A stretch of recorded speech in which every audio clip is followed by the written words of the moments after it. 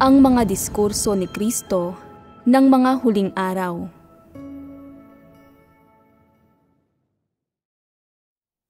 Sa paglutas lamang sa mga kuro-kuro ng isang tao, siya makakapagsimula sa tamang landas ng pananampalataya sa Diyos. Ikatlo, iniisip ng ilang tao na kapag ang mga tao ay may mga hindi wastong iniisip o mga kilos na lumalabag sa mga atas administratibo ng Diyos at sumasalungat sa disposisyon ng Diyos, dapat makialam ang Diyos para pigilan sila. Ito ang pagliligtas ng Diyos, ito ang pagmamahal ng Diyos. Hindi ba't mga kuro-kuro at imahinasyon ito ng mga tao? Ganito ba ang ginagawa ng Diyos para iligtas ang mga tao? Inililigtas ng Diyos ang mga tao sa pamamagitan ng pagpapahayag ng katotohanan. Kung maliligtas ba ang isang tao ay nakadepende sa kung matatanggap niya ang katotohanan. Bukod pa rito, may isang bagay na itinuturing ng Diyos na mas mahalaga pa. At iyon ay ang konsensya at pagkatao ng mga tao. Kung sa loob ng iyong pagkatao ay walang konsensya, walang integridad at walang katwiran, ibig sabihin kapag may nangyayari sa iyo ay hindi normal na gumagana ang konsensya at pagkamakatwiran mo. Hindi mapigilan at makontrol ng mga ito ang mga kilos mo. Hindi maiwasto ng mga ito ang mga layunin at pananaw mo. Kung gayon, siguradong walang gagawin ang Diyos. Para mabago ka ng Diyos, tinutulutan niya munang gumana ang konsensya at pagkamakatwiran mo. Kapag nakaramdam ng pagsaway ang konsensya mo, magbubulay-bulay ka na mali ang ginagawa ko. Ano ang magiging tingin sa akin ng Diyos? At magdudulot sa iyo ito na mas maghanap pa at magkaroon ng maagap at positibong pagpasok. Gayunpaman, kung ang isang tao ay wala maski nitong unang hakbang na ito, kung wala siyang konsensya at wala talagang pagsaway sa puso niya, ano na ang gagawin ng Diyos kapag naharap ang taong ito sa isang bagay? Walang gagawin ang Diyos. Kung gayon, sa anong pundasyon nakabatay ang lahat ng salitang ito na sinasabi ng Diyos at ang lahat ng hinihingi at katotohanang itinuturo ng Diyos sa mga tao? Nakabase ang mga iyon sa batayang may konsensya at pagkamakatwiran ang mga tao. Pagdating naman sa taong nabanggit kanina, kung may konsensya siya at nagtataglay ng isang antas ng pagkamakatwiran, anong mga aksyon sana ang ginawa niya pagkatapos niyang makita ang boteng iyon ng gamot sa ubo? Anong mga pag-uugali sana ang ipinakita niya? Nang maisip niyang ibinigay ito sa Diyos, kaya malamang ay mainam ito. Sa halip na ipainom ito sa Diyos, bakit hindi ko na lang ito inumin? Ano sana ang ginawa niya kung may konsensya siya? Bubuksan niya ba ang botelya at iinumin ang unang lagok? Hindi. Paano mangyayari ang hindi na ito? Mula sa pagkakaroon ng konsensya. Dahil nakokontrol siya ng konsensya niya, maiimpluwensyahan siya nito at wala na sanang sunod na nangyari sa usaping ito. Hindi na sana siya uminom ng unang lagok. Lubos na mababaligtad ang resulta ng pangyayari at magiging ibang-iba ang kinalabasan. Gayunpaman, sa kabaligtaran, Wala siyang konsensya o pagkamakatwiran. Lubusan siyang wala ng mga iyon. Kaya bilang resulta, ano ang nangyari? Pagkatapos niyang magkaroon ng mga gayong kaisipan at ng walang pagpipigil mula sa konsensya niya, walang pakundangan niyang binuksan ang botelya at uminom ng unang lagok. Bukod sa hindi siya nakaramdam ng pagsaway o pagkakonsensya pagkatapos noon, nasiyahan pa nga siya rito. Akala niya ay nalusutan niya ito. Tingnan ninyo kung gaano ako kautak. Sinamantala ko ang pagkakataon. Mga hangal kayong lahat. Hindi ninyo nauunawaan ang mga bagay na ito. Palaging nadadaig ng karanasan ang pagkabata. Walang sino man sa inyo ang may ganitong ideya. Walang sino man sa inyo ang may lakas ng loob na gawin ito, pero ginawa ko. Ano ba ang pinakamasamang pwedeng mangyari? Nakainom na ako ng unang lagok. Sino ba ang makakaalam? Sa tingin niya ay nakalamang siya at masaya ang kalooban niya. Akala pa nga niya ay pinapaboran siya na biyaya ito ng Diyos. Sa sandaling gawin niya ang pagkakamaling ito, paulit-ulit na niya itong ginawa hanggang sa nawala na siya ng kontrol at ipinagpatuloy niya ito hanggang sa maubos na ang laman ng botelya. Sa buong oras na iyon, hindi man lang nakaramdam ng anumang pang-uusig o pagsaway ang konsensya niya. Hindi siya kailanman sinabihan ng konsensya at pagkamakatwiran niya na hindi ito sa iyo. Kahit pa hindi ito inumin ng Diyos, kahit na itapon pa ito ng Diyos, o ibigay ito sa aso o pusa, hanggat hindi sinasabi ng Diyos na para ito sa iyo, hindi mo ito dapat gamitin. Hindi ito para tamasahin mo. Hindi ito sinabi ng konsensya niya sa kanya dahil wala siyang konsensya. Ano ba ang taong walang konsensya? Mga halimaw sila. Ganito kumilos ang mga taong walang konsensya. Ganito kaagad ang naiisip nila sa simula pa lang at ipinagpapatuloy nila ito hanggang sa huli nang wala ni katiting na pagsaway mula sa kanilang konsensya. Maaaring sa ngayon ay matagal nang nakalimutan ng taong ito ang nangyari. O kung matalas ang memorya niya, maaaring naaalala pa rin niya ito at iniisip niyang tama ang ginawa niya noong oras na iyon. Hindi niya kailanman iniisip na maling gawin iyon at hindi niya napagtatanto ang bigat at kalikasan ng ginawa niya. Hindi niya iyon mapagtanto. Tumpak ba ang pag-uuri ng Diyos sa gayong mga tao? Kapag inuuri, ibinubunyag, at tinitiwalag ng Diyos ang mga gayong tao, at binibigyan sila ng ganitong uri ng kalalabasan, sa anong mga prinsipyo at sa anong mga batayan niya sila inuuri? Batay sa kalikasang diwa nila. Ang tao bang hindi nakadarama ng konsensya at walang pagkamakatwiran ay nagtataglay ng mga kondisyon para tanggapin at isagawa ang katotohanan? May ganoon ba siyang diwa? Wala. Bakit natin sinasabing wala? Kapag nagsimula siyang ipahayag ang mga pananaw niya sa bagay na ito, sa kaibuturan ng puso niya, nasaan ang Diyos niya? Sino ba ang Diyos na nasa puso niya? Saan naroroon ang Diyos? Nasa puso ba ng taong ito ang Diyos? Masasabi natin ng may kasiguraduhan na wala sa puso ng gayong tao ang Diyos. Ano ba ang implikasyon kapag wala sa puso ng isang tao ang Diyos?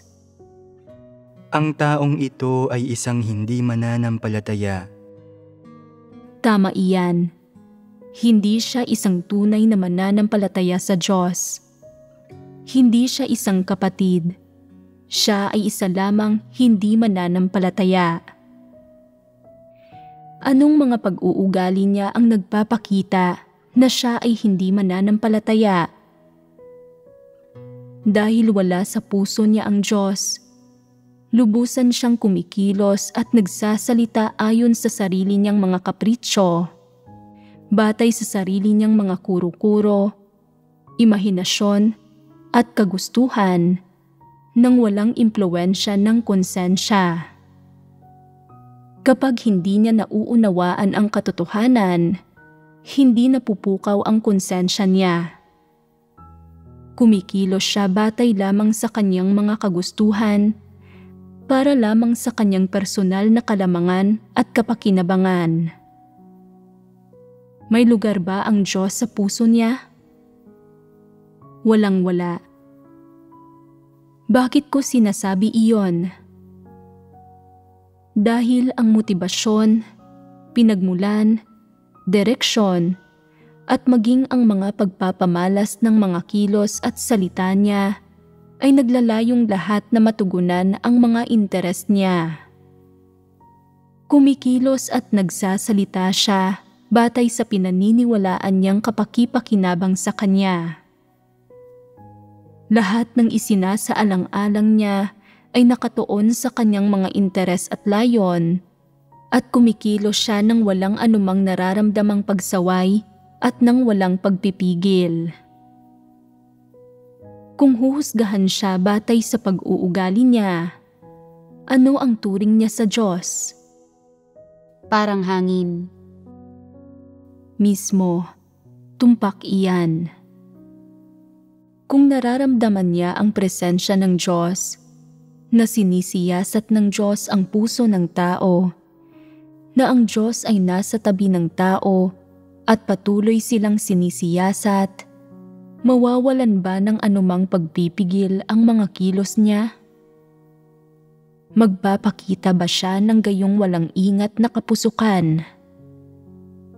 Siguradong hindi. May katanungan dito. Talaga bang umiiral ang Diyos na sinasampalatayaan niya? Hindi. Iyon ang diwa ng isyong ito. Hindi umiiral ang Diyos na sinasampalatayaan niya. Hangin lang ang Diyos niya.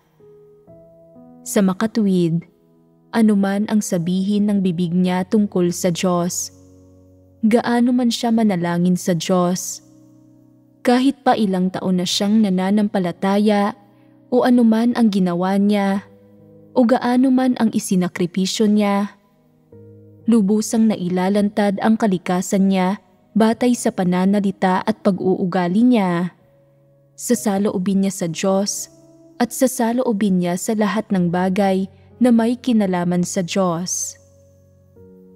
Tinatrato niya ang Diyos na parang hangin. Hindi ba't paglapastangan ito sa Diyos? Bakit itinuturing ito na paglapastangan? Iniisip niya na sinasabi nilang sinisiyasat ng Diyos ang puso ng tao. Pero nasaan ba ang Diyos? Bakit hindi ko pa ito naramdaman? Sinasabi rin nila na parurusahan ng Diyos ang pagnanakaw sa mga handog, pero wala pa naman akong nakikitang sino man na nagdusa ng paghihiganti dahil sa pagnanakaw sa mga handog. Itinatatwan niya ang pag-iral ng Diyos. Ito ay paglapastangan sa Diyos. Sinasabi niya, ni hindi nga umiiral ang Diyos, paanong ginagawa niya ang anumang gawain? Paanong inililigtas niya ang mga tao? Paanong sinaway niya ang mga tao? Sino na ang pinarusahan niya? Hindi ko pa ito nakitang mangyari kailanman, kaya pwedeng malayang gamitin ang anumang inihandog sa Diyos. Kung makita ko iyon ngayon, akin na iyon. Ituturing ko itong pagpabor ng Diyos sa akin. Ang sino mang makakita nito o makatagpo nito, sa kanya na iyon. Siya ang pinaboran ng Diyos. Anong klaseng lohika ito? Ito ang lohika ni Satanas ng mga magnanakaw. Ito ay paglabas ng maladyablong kalikasan. Ang gayong tao ba ay may tunay na pananalig? Pagkatapos makinig sa napakaraming sermon, naglilitanya siya ng gayon karaming maladyablong salita. Mayroon ba siyang kahit na anuman lang na pundasyon ng katotohanan? Wala. Kung gayon, ano ang napala niya sa pakikinig sa lahat ng sermong iyon? Hindi pa niya tinatanggap ang mga salita ng Diyos. Hindi niya itinuturing ang mga salita ng Diyos bilang ang katotohanan at hindi niya tinatrato ang Diyos bilang Diyos. Ganoon lang iyon. May ilang taong nananampalataya nga sa kanilang puso na may Diyos at wala silang kahit nakatiting na pagdududa sa pagkakatawang tao ng Diyos. Pero bagaman ilang taon na silang sumusunod sa Kanya, nagdusa na sila ng ilang paghihirap at nagbayad na ng kaunting halaga, wala sila ni katiting na pagkaunawa sa Diyos sa kaibuturan ng puso nila. Ang totoo, ang pinananampalatayaan nila ay isang malabong Diyos pa rin, isang Diyos na nabuo sa imahinasyon nila. Ang pakahulugan nila sa Diyos ay isang hangin lamang. Paano tinatrato ng Diyos ang mga taong ito? Binabaliwala niya lang sila. Nagtatanong ang ilan na, kung binabaliwala sila ng Diyos, bakit sila nananatili sa sambahayan ng Diyos? Nagtatrabaho sila. Paano ba dapat ikonsepto ang pagtatrabaho? Ang isang taong nagtatrabaho ay walang interes sa katotohanan o sa halip, napakababa ng kanyang kakayahan kaya hindi niya ito maabot. Itinuturing niya ang Diyos at ang katotohanan bilang isang bagay na hungkag at malabo, pero para magkamit ng mga pagpapala, makakaasa lamang siya sa kaunting pagsisikap bilang kapalit. Bagamat sa panlabas ay hindi niya tuwirang nilalabanan ang Diyos, isinusumpa ang Diyos o sinasalungat ang Diyos, ang diwa niya ay kauri pa rin ng kay Satanas. Isa na itinatatwa at nilalabanan ang Diyos. Sino mang hindi nagmamahal sa katotohanan ay hindi mabuti. Napagpasyahan na ng Diyos sa kanyang puso na huwag iligtas ang mga gayong tao. Para sa mga hindi nilalayong iligtas ng Diyos, magiging seryoso pa rin ba siya sa kanila? Sasabihin ba sa kanila ng Diyos na hindi mo nauunawaan ang aspektong ito ng katotohanan? Kailangan mong makinig ng mabuti. Hindi mo nauunawaan ang aspektong iyon ng katotohanan.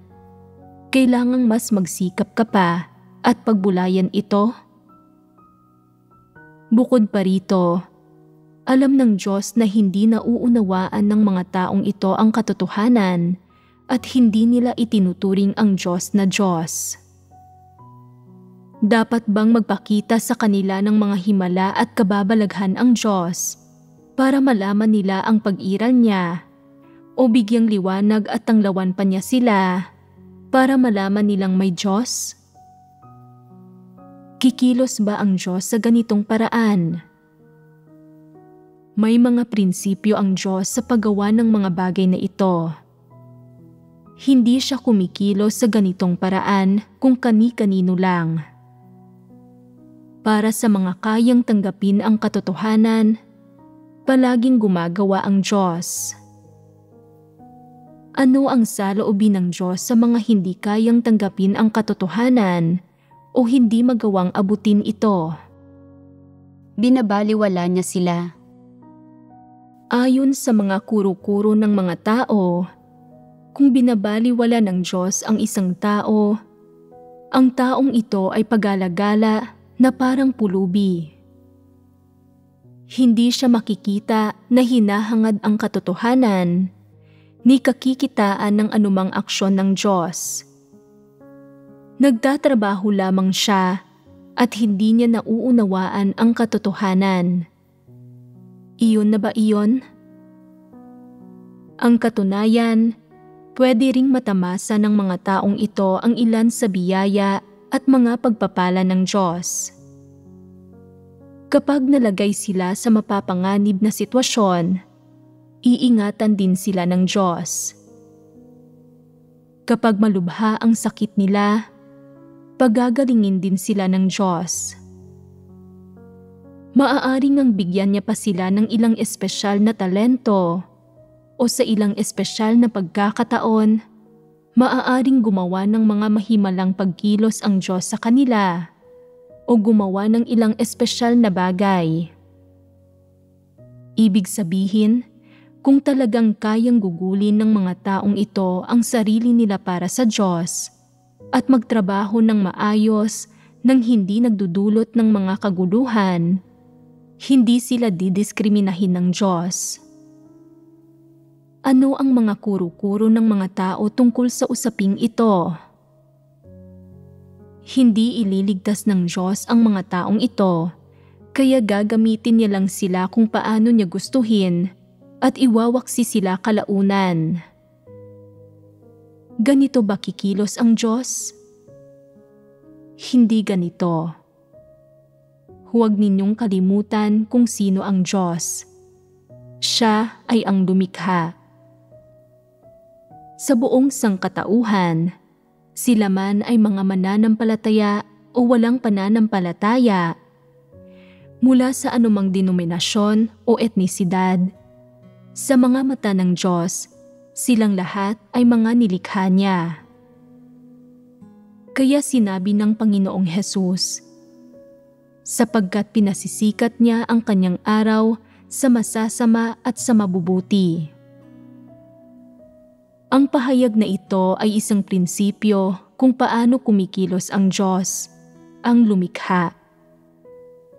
Anumang kalalabasan ang sa huli, ay ipagkakaloob ng Diyos sa isang tao batay sa diwa nito, o kung ililigtas ba ito o hindi ng Diyos bago ibigay rito ang kalalabasang iyon, anuman ang diwa nito, basta't magagawa nito ang ilang gawain at makapagtatrabaho ito sa sambahayan ng Diyos at para sa gawain ng Diyos, nananatiling hindi nagbabago ang biyaya ng Diyos. Tatratuhin pa rin niya ito ayon sa kanyang mga prinsipyo nang walang anumang pagkiling. Ito ang pagmamahal ng Diyos, ang prinsipyo ng kanyang mga pagkilos at ang kanyang disposisyon. Gayunpaman, ayon sa diwa ng mga taong ito, ang mga pananaw at saloobin nila sa Diyos ay napalagi nilang itinuturing ang Diyos bilang malabo at hindi maliwanag, na para bang umiiral siya pero hindi rin. Hindi nila makilala ang tunay na pag-iral ng Diyos, ni maranasan ito, at sa huli ay hindi pa rin sila sigurado sa totoong pag-iral ng Diyos. Kaya, sa pagturing sa kanila, ang magagawa lang ng Diyos ay ang dapat niyang gawin, ang bigyan sila ng kaunting biyaya, bigyan sila ng ilang pagpapala at proteksyon sa buhay na ito, hayaan silang madama ang init ng sambahayan ng Diyos at na matamasa ang biyaya, habag at mapagmahal na kabaitan ng Diyos. At iyon na iyon na lahat ang pagpapalang matatanggap nila sa buhay na ito. Sinasabi ng ilang tao, dahil masyado namang mapagparaya ang Diyos at natatamasa rin nila ang biyaya at mga pagpapala ng Diyos. Hindi ba't mas mabuti kung ituloy na lang iyon at hayaan na lang silang matanggap din ang pagliligtas ng Diyos? Iyon ay isang kuro-kuro ng tao. Hindi kumikilos ang Diyos ng ganoon. Bakit hindi? Mailalagay mo ba ang Diyos sa puso ng isang tao na wala namang puwang para sa Diyos sa puso niya? Hindi. Kahit gaano pa karaming katotohanan ang ibahagi mo sa Kanya o gaano pa karaming salita ang sabihin mo, walang saysay iyon. Hindi niya mababago ang mga kuro-kuro at imahinasyon niya sa Diyos. Sa makatuwid, ang magagawa lamang ng Diyos para sa ganitong uri ng tao ay ang magbigay ng kaunting biyaya, mga pagpapala, pangangalaga at proteksyon. May ilan na nagsasabing, dahil matatamasa naman nila ang biyaya ng Diyos, kung mas bibigyang liwanag at tatanglawan pa sila ng Diyos, hindi ba't makikilala nila ang totoong pag-iral ng Diyos? Kaya bang maunawaan ng mga gayong tao ang katotohanan? Kaya ba nilang isagawa ang katotohanan? Hindi. Kung hindi nila kayang isagawa ang katotohanan, itinatakda na sila nito bilang mga hindi maaaring mailigtas. Sa makatuwid, hindi nagagawa pa ang Diyos ng walang saysay o walang silbing gawain. Sinasabi ng ilang tao, hindi tama iyon. Minsan nahaharap din sila sa pagdidisiplina o nagkakaroon din sila ng kaunting kaliwanagan mula sa Diyos at nagkakamit ng kaunting katotohanan mula sa Kanya. Ito ay may kinalaman na naman sa gawain ng Diyos. Ano ang dapat taglayin ng mga gustong iligtas ng Diyos para iligtas sila ng Diyos, para maging layon sila ng Kanyang pagliligtas? Dapat maunawaan ito ng mga tao. Alam din ito ng Diyos. Hindi niya inililigtas ang kahit sino na lang. Kahit pa magpakita ang Diyos ng ilang himala, kababalaghan at kapangyarihan para kilalanin siya ng mga tao, pwede bang maligtas ang mga taong ito? Hindi ganoon ang nangyayari. May mga pamantayan ang Diyos sa pagliligtas sa mga tao. Dapat may tunay na pananalig ang isang tao at mahal din niya ang katotohanan.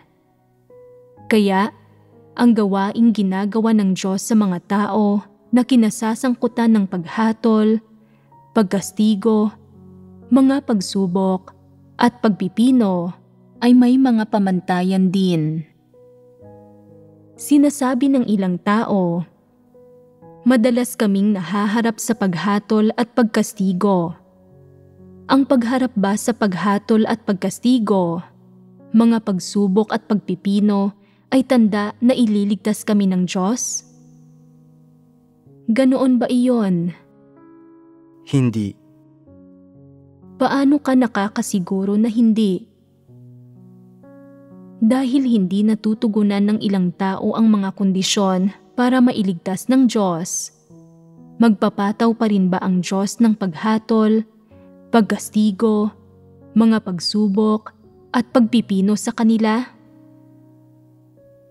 Dito nagkakaroon ng katanungan tungkol sa kung kanino ipinapataw ng Diyos ang kanyang paghatol, pagkastigo, mga pagsubok at pagpipino.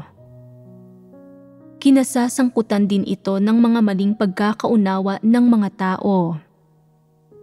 Sabihin ninyo sa akin, matatanggap ba ng isang tao ang paghatol at pagkastigo ng Diyos kung hindi man lang nito alam kung sino ang Diyos, kung nasaan ang Diyos, o kung umiiral nga ba ang Diyos?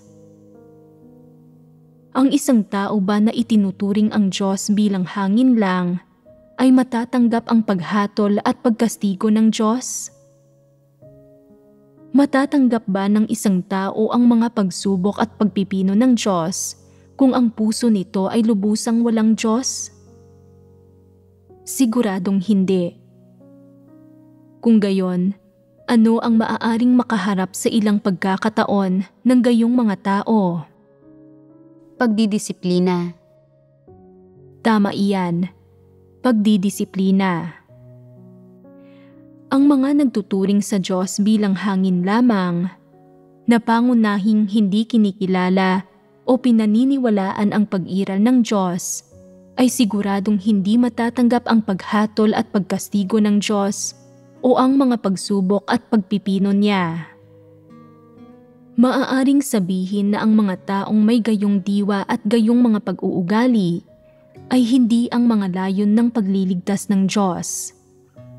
Hindi nila matatanggap ang pagliligtas ng Diyos, pero hindi sila ililigtas ng Diyos. Pinagpasyahan na ito ng kalikasang diwa nila na tutol sa katotohanan at kinamumuhian ang katotohanan. Wala silang wastong saloobin ng pagmamahal at pagtanggap sa katotohanan, kaya hindi nila natutugunan ang mga kondisyon para maligtas. Kung gayon, paano sila tinatrato ng Diyos kapag pinapasok nila ang sambahayan ng Diyos para mag-asam ng mga pagpapala? Bukod sa pagtutustos ng kaunting pagpapala, biyaya, at pangangalaga at proteksyon, ano ang mga pamamaraang ginagamit ng Diyos para tuparin ang papel niya bilang ang lumikha? Nagbibigay ng mga paalala, babala, at panghihikayat ang Diyos sa pamamagitan ng kanyang mga salita. Kasunod nito, pinupungusan, sinasaway, at dinidisiplina niya sila. Doon na nagtatapos ang gawaing ginagawa ng Diyos sa kanila. Lahat ng iyon ay nasa saklaw na ito. Ano ang epekto ng mga pagkilos na ito ng Diyos sa mga tao? Tinutulutan sila nitong masunuring sumunod sa mga pagbabawal, umasal ng disente habang nagtatrabaho sa sambahayan ng Diyos, nang hindi nagdudulot ng mga pagkakagulo o gumagawa ng masama. Ang ginagawa ba ng Diyos ay magsasanhi na matapat na tuparin ng mga tao ang kanilang tungkulin? Hindi. Bakit hindi?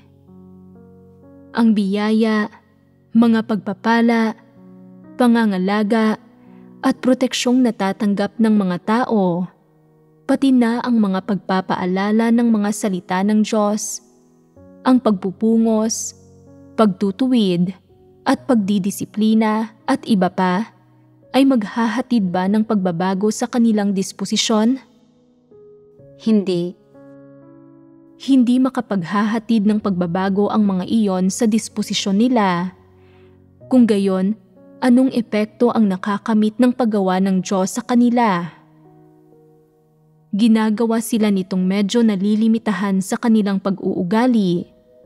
Tinutulungan silang sumunod sa mga panuntunan at ginagawa silang magkaroon ng kaunting wangis ng tao sa panlabas. Bukod pa rito, ginagawa sila nitong maging medyo masunurin. May pag-aatubili nilang tatanggapin ang pagpupungos alang-alang sa biyaya at mga pagpapala ng Diyos, at magagawa nila ang mga bagay-bagay nang ayon sa mga regulasyon at atas administratibo ng sambahayan ng Diyos, at iyon na lahat iyon. Ang pagkamit ba sa lahat ng ito ay nangangahulugang isinasagawa nila ang katotohanan? Malayo pa rin sila roon dahil ang ginagawa nila ay pangunahing naaayon lamang sa mga prinsipyo sa mga atas administratibo ng sambahayan ng Diyos, pati na rin sa ilang mahihigpit na alituntunin. Pagbabago lang ito sa pag-uugali, wala nang iba. Kung gayon, pwede bang sabihin ng isang tao na dahil nabago naman ng mga taong ito ang pag-uugali nila, mas makabubuti pa ngang hayaan silang baguhin pati na rin ang disposisyon nila? Hindi nila kayang gawin iyon. Hindi nila kayang gawin iyon. Hindi nila makakamit iyon. Ito ang isang dahilan. At ano ang pinakapangunahing dahilan? Iyon ay nawala talaga sa puso nila ang Diyos. Hindi sila naniniwala sa pag-iral ng Diyos. Kaya, para sa mga gayong tao, mauunawaan ba nila ang mga salita ng Diyos? Kaya ng ilan sa kanila at sinasabi nila, mabuti ang mga salita ng Diyos, pero sa kasamaang palad, hindi ko maisagawa ang mga iyon. Ang pagsasagawa sa mga iyon ay mas masakit pa kaysa sa operasyon sa puso. Kapag nakokompromiso ang mga pansariling interes nila, o kapag kailangan nilang kumilos ng labag sa kalooban nila, nakakaramdam sila ng labis na pagkalito at hindi sila makasunod. Kahit napagurin pa nila ng husto ang sarili nila, hindi talaga nila maisagawa ang mga salita ng Diyos. Dagdag pa rito, hindi nila kailanman kinikilala o tinatanggap ang katunayan na ang mga salita ng Diyos ay ang katotohanan. Hindi nila matanggap ito. Hindi nila maunawaan kung bakit ang mga salita ng Diyos ay ang katotohanan. Halimbawa, kapag sinasabi ng Diyos sa mga tao na maging matapat sila, sinasabi nila, sige, magiging matapat akong tao kung sinasabi mo. Pero bakit itinuturing na katotohanan ang pagiging matapat na tao? Hindi nila alam at hindi nila matanggap ito. Kapag sinasabi ng Diyos na dapat magpasakop ang mga tao sa Kanya, kino-question nila na, kikita ba kami sa pagpapasakop sa Diyos? Nagkakaloob ba ng mga pagpapala ang Diyos para sa pagpapasakop sa Kanya? Mababago ba nito ang destinasyon ng isang tao? Hindi nila iniisip na katotohanan ang anumang sinasabi o ginagawa ng Diyos. Wala silang ideya kung ano ang kabuluhan ng mga salita at hinihingi ng Diyos sa tao, at hindi nila makilatis kung anong mga kilos ang tama at naaayon sa mga katotohanang prinsipyo. Lahat ng nagmumula sa Diyos, ang pagkakakilanlan ng Diyos, ang diwa ng Diyos, ang mga salita ng Diyos, ang mga hinihingi ng Diyos, ang lahat ng ito, sa pananaw nila, ay hindi matutukoy bilang mga pag-aari at pagiging Diyos ng Diyos. Hindi nila alam na ang Diyos ay ang lumikha. Hindi nila nauunawaan kung ano ang lumikha o kung ano ang Diyos. Hindi ba't problema ito? Pero ganito mismo ang pag-uugali ng ilang tao. Sinasabi ng iba, hindi tama iyan. Kung may ganito silang mga kaisipan at pananaw, paanong handa pa rin nilang gampanan ang mga tungkulin nila sa sambahayan ng Diyos? Ang salitang handa rito ay dapat na nasa panipi.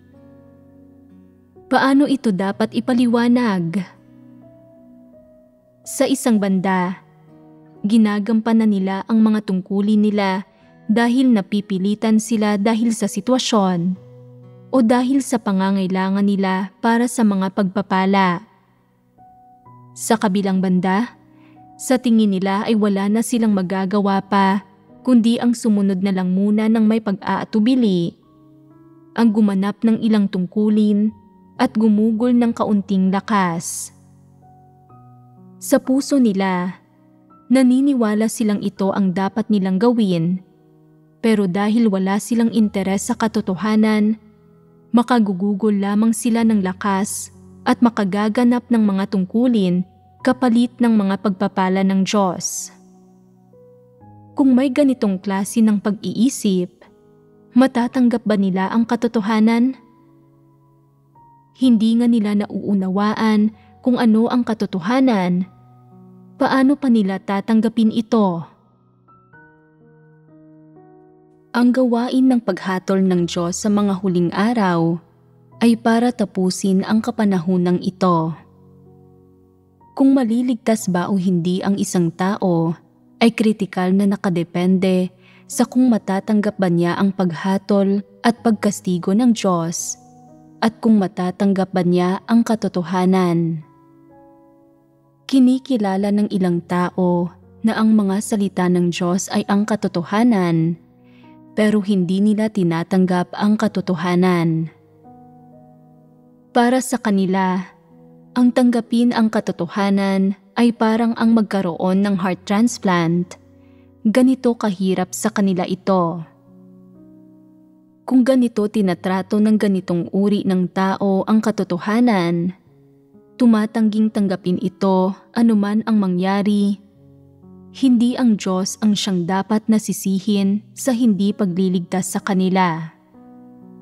Sila lang ang masisisi sa hindi pagtanggap sa katotohanan. Wala silang ganitong pagpapala. Ang pagliligtas ng Diyos sa mga tao mula sa impluwensya ni Satanas ay hindi kasing simple ng iniisip ng mga tao. Sa isang banda, ang mga sumasampalataya sa Diyos ay dapat natanggapin ang pagtutuwid at pagpupungos sa pamamagitan ng mga salita ng Diyos. Ito ay isang yugto. Sa kabilang banda, dapat din nilang tanggapin ang paghatol at pagkastigo, ang mga pagsubok at ang pagpipino ng Diyos. Ang paghatol at pagkastigo ay isang yugto. Ang mga pagsubok at ang pagpipino ay isa pa. At tubiling matatanggap ng ilang tao ang pagpupungos sa pag-aakalang nagawa na nilang magpasakop, at pagkatapos ay hindi na sila umuusad at hindi na nila pinagsisikapan ang katotohanan.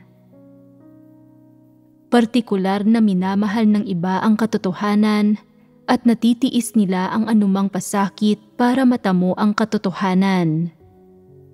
Hindi lamang nila natitiis ang pagtutuwid ng mga salita ng Diyos, kundi kaya pa nilang pumasok sa yugto ng pagtanggap sa paghatol at pagkastigo ng Diyos. Pakiramdam nila, ang pagtanggap sa paghatol at pagkastigo ng Diyos ay pagtataas ng Diyos, pagmamahal ng Diyos, at isang maluwalhating bagay. Hindi nila kinatatakutan ang pagdurusa. Pagkatapos maranasan ang paghatol at pagkastigo, kaya ring tanggapin ng mga taong ito ang mga pagsubok at ang pagpipino at hinahangad pa rin nila ang katotohanan. Gaano man katindi ang mga pagsubok at pagpipino, nakikita pa rin nila ang pagmamahal ng Diyos at naihahandog nila ang kanilang sarili para mapalugod ang Diyos. Gaano man sila pungusan, hindi nila ito itinuturing na paghihirap. Sa halip, nadarama nilang higit pa ngang pagmamahal ito mula sa Diyos. Matapos maranasan ang mas marami pang mga pagsubok at pagpipino, nakakamit nila sa wakas ang ganap na pagdadalisay at pagpeperpekto. Ito ang maranasan ang gawain ng Diyos sa pinakamataas na yugto. Ngayon sabihin ninyo sa akin, may pagkakaiba ba sa pagitan ng mga nananampalataya sa Diyos at nararanasan lamang ang iisang yugto ng pagtutuwid ng Diyos sa pamamagitan ng kanyang mga salita at ng mga nararanasan ang dalawang yugto ang paghatol at pagkastigo ng Diyos, pati na rin ang mga pagsubok at pagpipino? Siguradong may pagkakaiba. Para sa ilang tao, tumitigil na ang Diyos pagkatapos ng pagtutuwid sa kanila. Bahala na ang sarili nilang pagpapasya at kamalayan sa iba pa. Kung hindi nila tatanggapin ang katotohanan at hindi nila pipiliin ang tamang landas, ano ang ipinahihiwatig nito? Maaaring sabihin na walang paraan ang Diyos na iligtas ang mga gayong tao. May ilang taong madalas na nagsasalita tungkol sa pagdurusa sa gawain, pagdurusa sa mga inaasahan, pagdurusa sa bahay, pagdurusa sa kapareha, pagdurusa sa pagmamahal. Para sa kanila, ang lahat ay pagdurusa. At ano ang huling resulta? Wala itong kinalaman sa katotohanan. Tama iyan. Wala itong kinalaman sa katotohanan at walang kinalaman sa gawain ng Diyos. Ang ginagawa mo lang sa sitwasyong ito ay ang magdusa ng walang patutunguhan. Nahihirapan ka lang at nagpapalipas ng panahon nang walang anumang proseso ng pananalangin sa Diyos o paghahanap sa katotohanan. Hindi iyon ang klase ng pagdurusa na nasasangkot sa pagpipino dahil hindi ito gawain ng Diyos at wala itong kinalaman sa Kanya. Ikaw lang ang nagdurusa, hindi ka dumaraan sa pagpipino ng Diyos. Pero iniisip mo pa rin na ang Diyos ang nagpipino sa iyo. Masyado ka lang optimistiko. Nangangarap ka lang. Hindi ka nga kwalipikadong pinuhin ng Diyos. Hindi ka pa nga dumaraan sa yugto ng pagkastigo at paghatol, pero umaasa kang isa sa ilalim ka ng Diyos sa mga pagsubok at pagpipino? Ni posible ba iyon? Hindi ba't pangangarap lang iyon ng gising? Matitiis ba ng mga ordinaryong tao ang mga pagsubok at pagpipino?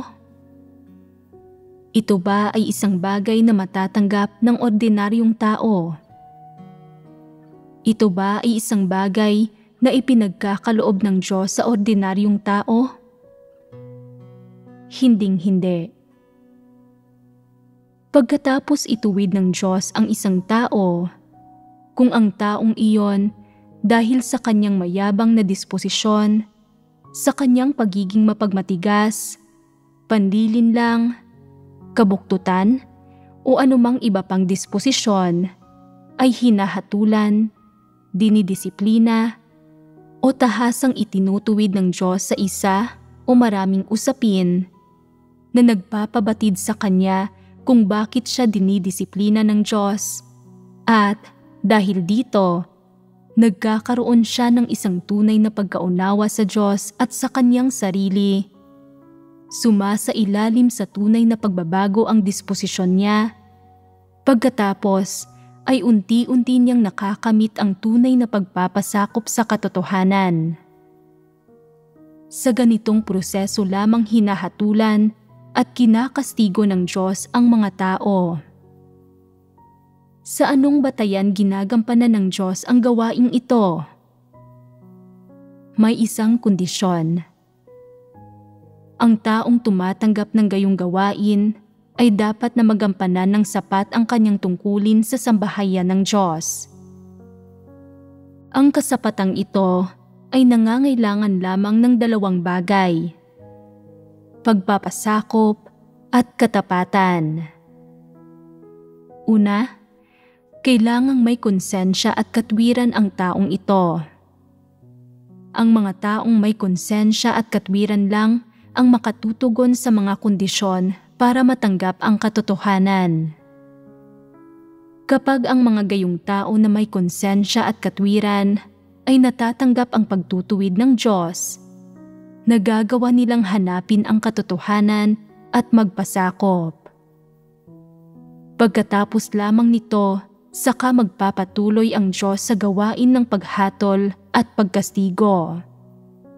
Iyon ang pagkakasunod-sunod ng gawain ng Diyos. Gayunpaman, kung may isang tao sa sambahayan ng Diyos na hindi kailanman kayang gampanan ng tapat ang kanyang tungkulin, hindi nagpapakita ni katiting na pagpapasakop sa kataas-taasang kapangyarihan ng Diyos at nabibigong gampanan ng sapat ang kanyang mga tungkulin kapag naharap siya sa mga kagipitan, kapag nabunyag o pinungusan siya, ang nararanasan lamang niya ay ang pagtutuwid at pagdidisiplina ng Diyos. Hindi siya isinasailalim sa paghatol at pagkastigo ng Diyos, lalo na sa mga pagsubok at pagpipino. Sa madaling salita, talagang hindi siya kasama sa gawain ng Diyos ng pagpeperpekto sa mga tao. Ang nilalaman na katatapos lamang natin pagbahaginan ay tungkol sa gawain ng pagliligtas at pagpeperpekto ng Diyos sa mga tao, sa mga pamamaraan at pakay ng gawain ng Diyos, pati na rin sa kung aling mga tao ginagampanan ng Diyos ang kanyang gawain ng paghatol at pagkastigo, mga pagsubok at pagpipino. Tinalakay rin ito ang antas ng buhay pagpasok ng mga tao kapag napasa sa ilalim sa gawaing ito ng Diyos, at ang uri ng diwa at mga kondisyong dapat taglay man lang ng mga tao para matanggap nila ang paghatol at pagkastigo ng Diyos. Ano ang mga kuro-kuro ng tao rito? Iniisip ng mga tao na basta't sumusunod ang isang tao sa Diyos, basta't tinanggap niya ang hakbang na ito ng gawain ng Diyos, nakatakda siyang mapasailalim sa paghatol at pagkastigo ng Diyos. Pagkatapos darating din agad ang mga pagsubok at pagpipino mula sa Diyos.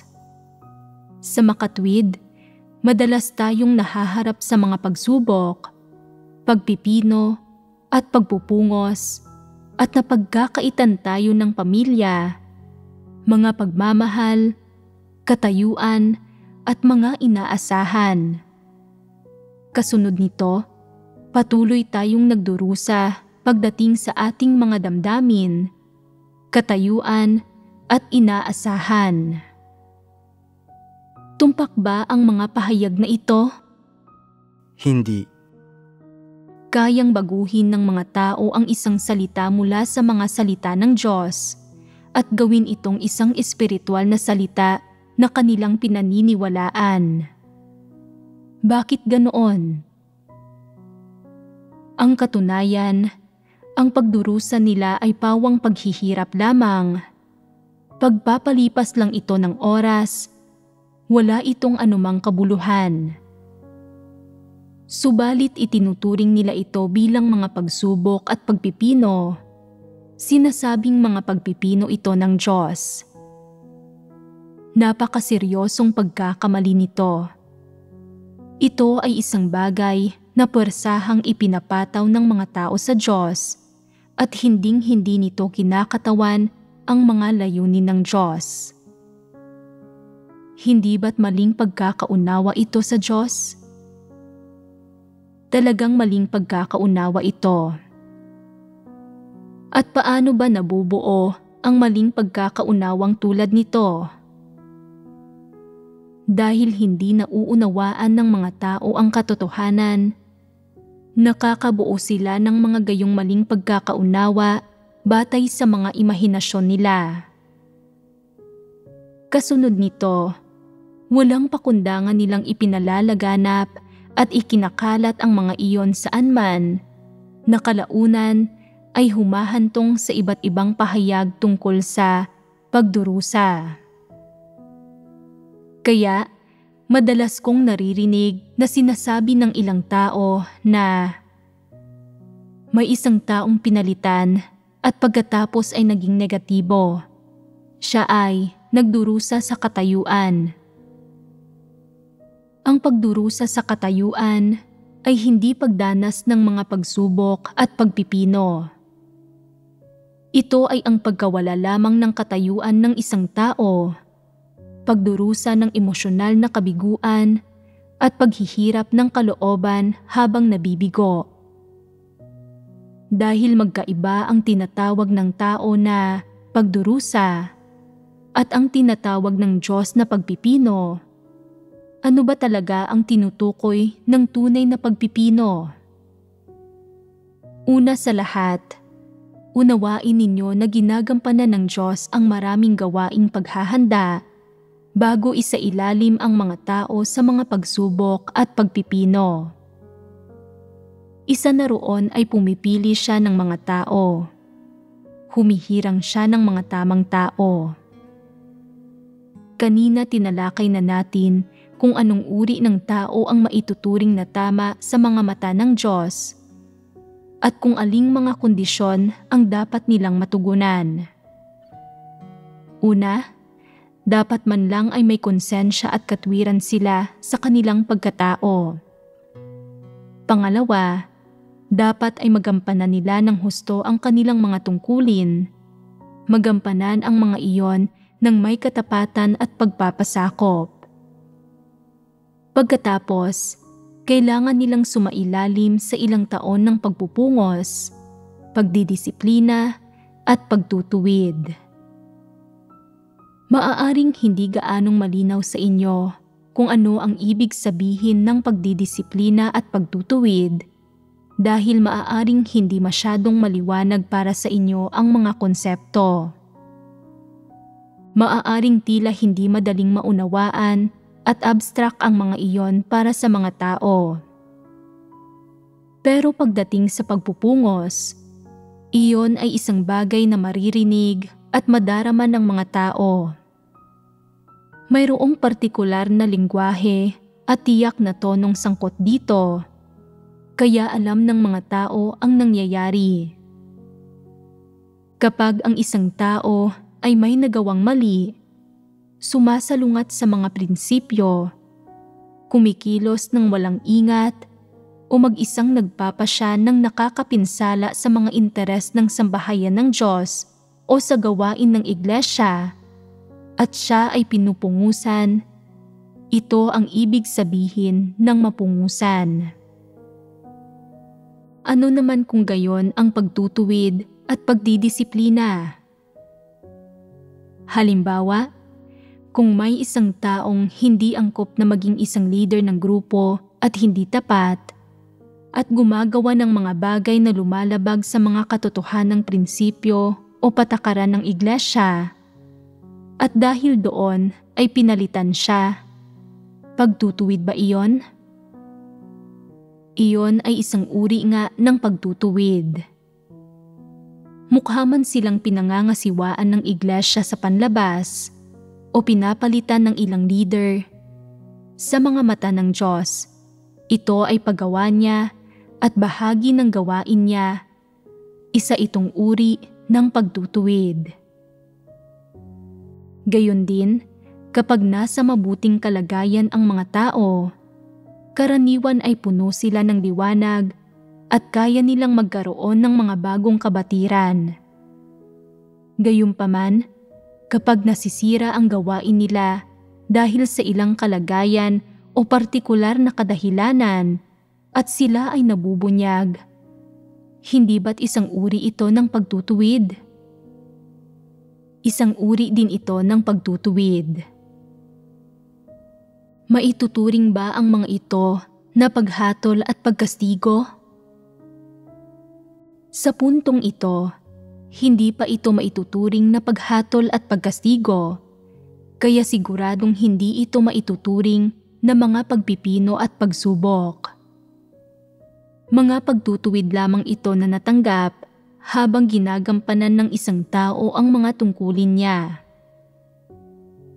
Ang mga pagpapamalas ng pagtutuwid ay kinapapalooban minsan ng pagkakasakit o paulit-ulit na pagkakamali sa gawain o pagkalito ng isang tao sa mga bagay kung saan dati naman siyang mahusay at hindi niya pagkaalam kung ano ang gagawin. Pawang pagtutuwid ito.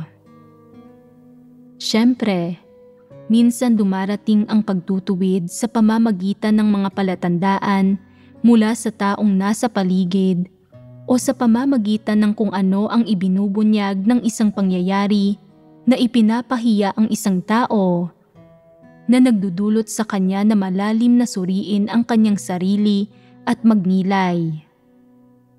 Pagtutuwid din ito. Mabuting bagay ba o masamang bagay ang pagtanggap sa pagtutuwid ng Diyos? Sa theoretical na pananalita, mabuting bagay ito. Kaya man itong tanggapin o hindi ng mga tao, ito ay isang mabuting bagay dahil kahit papaano ay pinatutunayan nito na inaako ng Diyos ang responsibilidad para sa iyo, na hindi ka iniwan ng Diyos at na gumagawa ang Diyos sa iyo, na inuudyukan at ginagabayan ka niya. Ang katunayan na gumagawa ang Diyos sa iyo ay nagpapatunay na walang balak ang Diyos na sukuan ka. Ang isang implikasyon nito ay na maaaring magpatuloy ang Diyos na ituwid at disiplinahin ka, o kung ang pagganap mo ay maayos at nasa tamang landas ka, isa sa ilalim kanya sa paghatol at pagkastigo. Pero huwag muna tayong masyadong lumayo.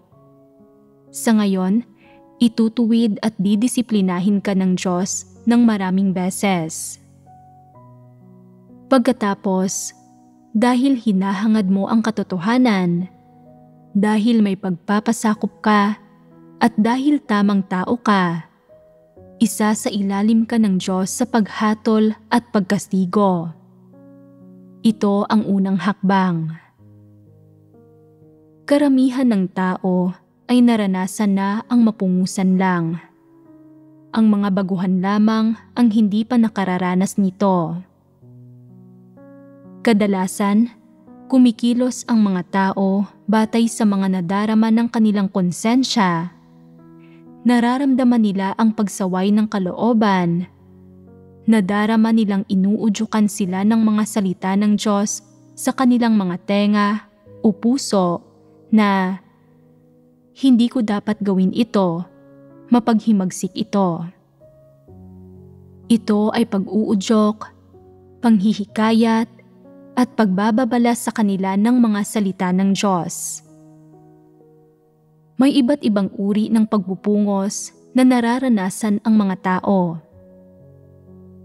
Pwede itong manggaling sa mga leader at manggagawa, sa mga kapatid, sa nasa itaas, at maging direkta na mula sa Diyos. Naranasan na ito ng maraming tao, pero mas kakaunti ang nakaranas ng pagtutuwid at pagdidisiplina ng Diyos. Ano ang ipinahihiwatig ng mas kakaunti rito? Ipinahihiwatig nito na mas maraming tao ang malayong makatanggap ng paghatol at pagkastigo ng Diyos. At paano naman ang mga pagsubok at pagpipino ng Diyos?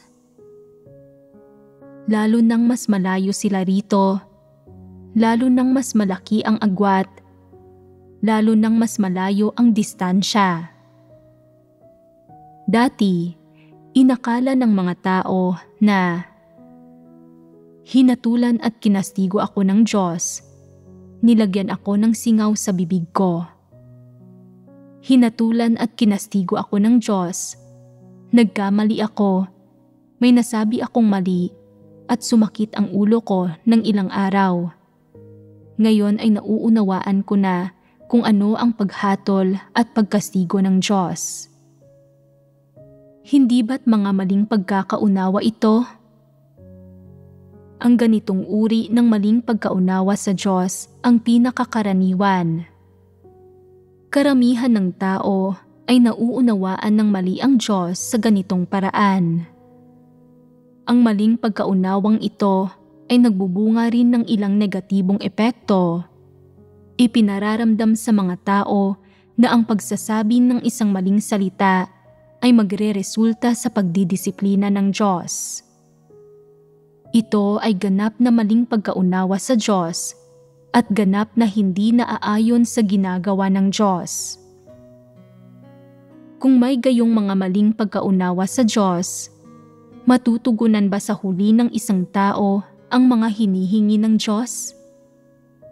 Siguradong hindi niya iyon magagawa. Ngayon, karamihan ng tao ay naranasan na ang pagtutuwid at pagdidisiplina ng Diyos. Naranasan na ang mapungusan at nakatanggap na ng pag-uudyok at panghihikayat mula sa mga salita ng Diyos. Pero iyon lang. Narito ang tanong. Bakit hindi pa nararanasan ng mga tao ang paghatol at pagkastigo ng Diyos kahit na matapos silang makaranas hanggang sa hakbang na ito? Bakit hindi maituturing ang pagpupungos, ang pag-uudyok ng mga salita ng Diyos, o ang pagdidisiplina at pagtutuwid bilang paghatol at pagkastigo? Mula sa perspektiba ng pag-uudyok ng mga salita ng Diyos, ng pagpupungos, at ng pagtutuwid at pagdidisiplina na naranasan ng mga tao, ano ba ang resultang nakamit? Nagkamit sila ng mga pagpipigil sa kanilang panlabas na pag-uugali. May ilang pagbabagong nangyari sa kanilang pag-uugali, pero nagpapahiwatig ba ito ng pagbabago sa disposisyon? Hindi ito kumakatawan sa pagbabago sa disposisyon.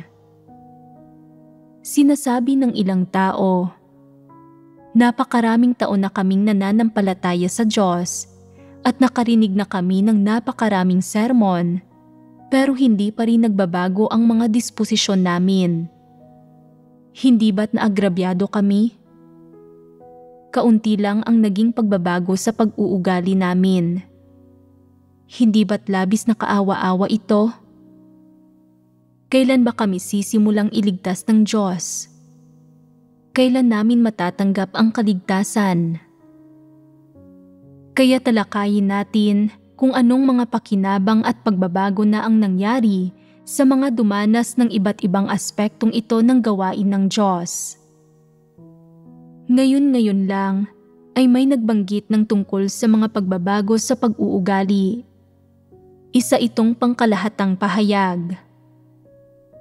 Sa mas partikular na pananalita, nang unang dumating sa iglesia at magpasa ng kanilang mga tungkulin ang mga tao, hindi pa sila napupungusan at matinik sila tulad ng cactus. Gusto nilang sila ang may huling pasya sa mga bagay-bagay. Iniisip nila, ngayong nananampalataya na ako sa Diyos, mayroon na akong mga karapatan at kalayaan sa iglesia, kaya kikilos ako batay sa kung ano sa tingin ko ay tama. Kalaunan, kapag dumaan na sila sa pagpupungos at pagdidisiplina, at kapag nabasa na nila ang mga salita ng Diyos, nakapakinig na sila sa mga sermon, at narinig na nila ang pagbabahaginan tungkol sa katotohanan, hindi na sila naglalakas loob na umasal ng ganito. Ang totoo, hindi pa sila ganap na sumusunod. Nagkamit lang sila ng kaunting pagkaunawa at nakakaunawa lang sila ng ilang doktrina. Kapag nagsasabi ang iba ng mga bagay na umaayon sa katotohanan, kinikilala nila ang pagiging tama ng mga bagay na ito at hindi man nila naiintindihang mabuti ang mga bagay na iyon, natatanggap nila ang mga ito. Hindi ba't mas sumusunod na sila kaysa noon? Ang kakayahan nilang tanggapin ang mga bagay na ito ay nagpapakita na ang kanilang pag-uugali ay sumailalim sa ilang pagbabago. Paano nagkaroon ng mga pagbabagong ito? Ang mga ito ay lumitaw dahil sa payo at pag-udyok at dahil na rin sa pag-alo ng mga salita ng Diyos. Kung minsan, ang gayong mga tao ay nangangailangan ng ilang disiplina, ilang pagpupungos, pati na rin ng ilang pagbabahaginan sa mga prinsipyo. Sinasabi sa kanilang ang isang bagay ay dapat gawin sa isang partikular na paraan at hindi maaaring gawin sa ibang paraan. Iniisip nila, kailangan ko itong tanggapin. Nakalantad na roon ang katotohanan. Sino ang mangangahas na tumutol doon?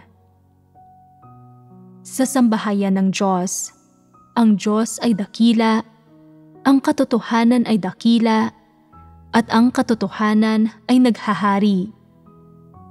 Sa pamamagitan ng teoretikal na pundasyong ito, ang ilang tao ay namulat na at naunawaan na kung ano ba ang ibig sabihin ng pagkakaroon ng pananalig sa Diyos. Gawin nating halimbawa ang isang taong noong una ay mabangis at talipandas, ganap na hindi napipigilan at walang alam sa mga patakaran, sa pananampalataya sa Diyos, sa sambahayan ng Diyos, sa iglesia at sa mga prinsipyo sa pagganap ng tungkulin ng isang tao. Kapag ang gayong tao na walang nalalaman ay dumating sa sambahayan ng Diyos ng may kabaitan at sigasig, punong-puno ng mga dakilang hangarin at inaasam, at doon ay hinimok at pinayuhan, diniligan at pinakain, at pinungusan ng mga salita ng Diyos, at kinastigo at dinisiplina ng paulit-ulit, ilang pagbabago ang paunti-unting magaganap sa pagkatao ng taong iyon. Ano ang mga pagbabagong iyon? May mauunawaan siya sa mga prinsipyo ng pag-asal ng tao at malalaman niya na noon ay wala pala siyang wangis ng tao. Noon, siya ay mabangis, mapagmataas, masuwayin, at galit. Nagsalita siya na hindi gaya ng isang aktwal na tao at kumilos siya ng walang mga patakaran at hindi niya alam hanapin ang katotohanan. Inakala niya na ang pagkakaroon ng pananalig sa Diyos ay paggawa lamang ng anumang hinihingi ng Diyos at pagpunta sa kung saan man sabihin ng Diyos. Na ibig sabihin, nagtaglay siya ng mabangis na kasiglahan at sa buong panahong iyon ay naniwalang ito ay katapatan at pagmamahal sa Diyos. Ngayon, itinatatwa ng taong ito ang lahat ng bagay na iyon at alam niyang ang mga iyon ay mga bunga ng imahinasyon ng tao, mabuting pag-uugali lamang, at ang iba ay nagmumula pa nga kay Satanas. Dapat pakinggan ng mga mananampalataya ng Diyos ang mga salita ng Diyos at ituring ang katotohanan bilang ang pinakamahalaga sa lahat at hayaan ang katotohanan na magkaroon ng kapangyarihan sa lahat ng bagay. Sa madaling sabi, sa teorya ay naunawaan at kinilala na ng lahat ng tao at tinanggap na nila sa kaibuturan ng kanilang puso na ang mga salitang ito na binigkas ng Diyos ay tama, na ang mga ito ang katotohanan, ang realidad ng mga positibong bagay. Gaano man kalalim na nakaugat ang mga salitang ito sa kanilang mga puso at gaano man kalaki ang ginampanang tungkulin ng mga salitang ito. Paglaon, pagkatapos sumailalim sa isang antas ng hindi nakikitang pagtutuwid at disiplina, ilang sukat ng tunay na pananalig ang lumilitaw sa kanilang kamalayan. Mula sa kanilang dating malabong guni-guni tungkol sa Diyos, hanggang sa pakiramdam na mayroon sila ngayon, na mayroong Diyos at na siya ay labis na praktikal. Sa sandaling magkaroon ng ganitong damdamin ang mga tao sa kanilang pananalig sa Diyos, ang kanilang mga saloobin at pananaw, mga paraan ng pagtingin sa mga bagay-bagay at pamantayang moral, pati na rin ang kanilang mga paraan ng pag-iisip ay unti-unting magsisimulang magbago. Halimbawa, hinihingi ng Diyos na maging tapat ang mga tao. Kahit na kaya mo pa ring magsinungaling at maging mapanlinlang, alam mo sa kaibuturan mo na mali ang panlilinlang at na ang pagsisinungaling at panlilinlang sa Diyos ay isang kasalanan, isang buktot na disposisyon. Pero hindi mo mapigilan ang sarili mo. Halimbawa, ipagpalagay nating sa kasalukuyan ay may mapagmataas ka pa ring disposisyon. Minsan ay hindi mo mapigilan ang sarili mo. Madalas mong ipinapakita ang disposisyong ito at madalas kang naghihimagsik laban sa Diyos. Gusto mo palaging mangibabaw at kumilos ng mag-isa na ikaw ang magpasya.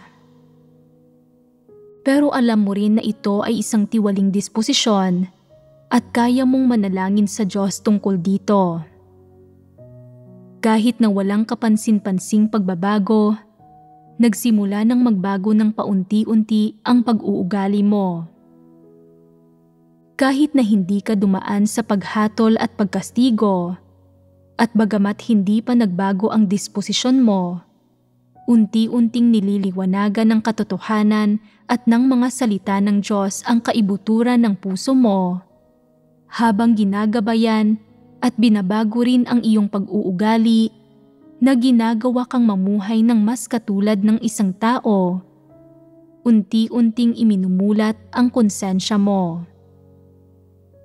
Kung may ginagawa kang nagkakanulo sa iyong konsensya, mararamdaman mong hindi mapalagay ang puso mo. Kapag tinatalakay ang bagay na iyon, ay may nadarama ka.